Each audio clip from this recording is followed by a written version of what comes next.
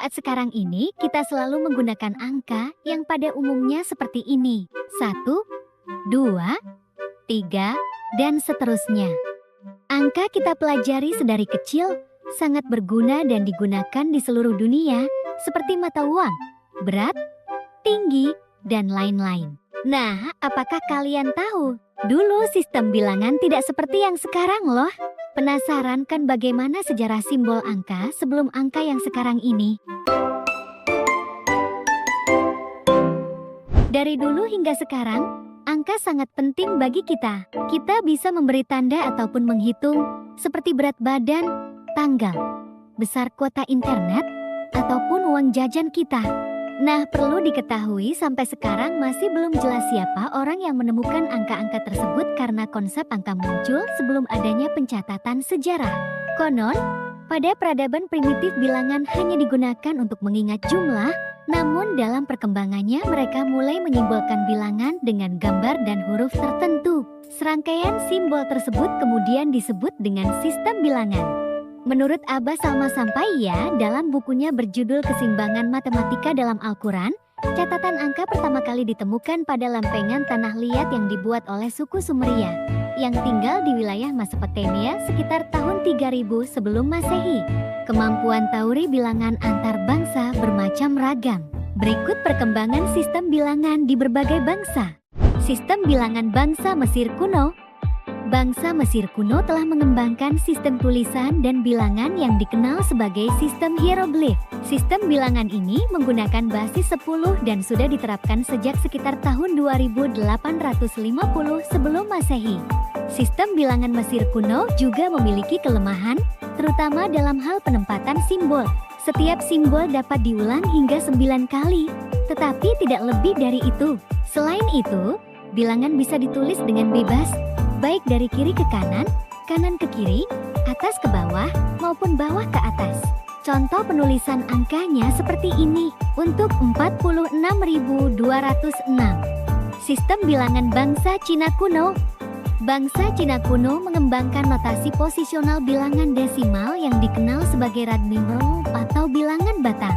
Sistem yang muncul sekitar tahun 213 sebelum Masehi ini sudah menerapkan konsep nilai tempat, meskipun belum memiliki simbol untuk angka 0. Mereka menggunakan spasi atau ruang kosong sebagai pengganti 0.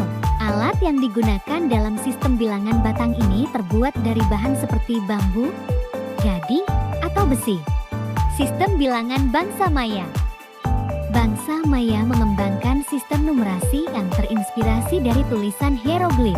Sistem numerasi mereka lebih rumit karena menggunakan kombinasi simbol berupa titik dan garis horizontal.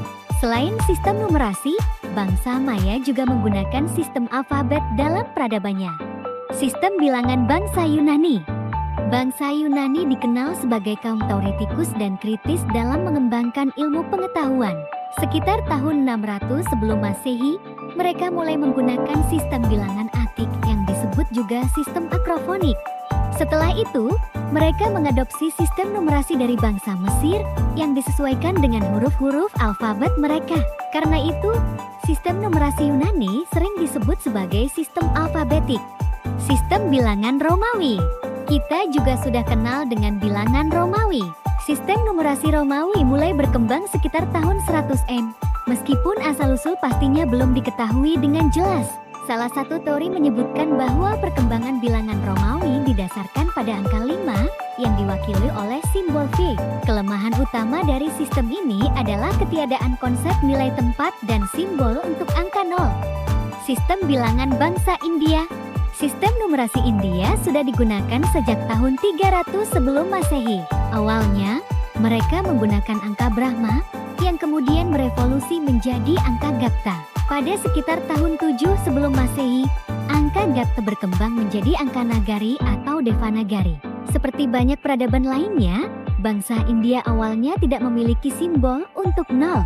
Mereka menggunakan tanda H yang dilambangkan dengan titik atau lingkaran untuk menuliskan angka 0. Seiring perkembangan waktu, pada tahun 400 angka 0 secara resmi mulai muncul. Sistem bilangan bangsa Arab.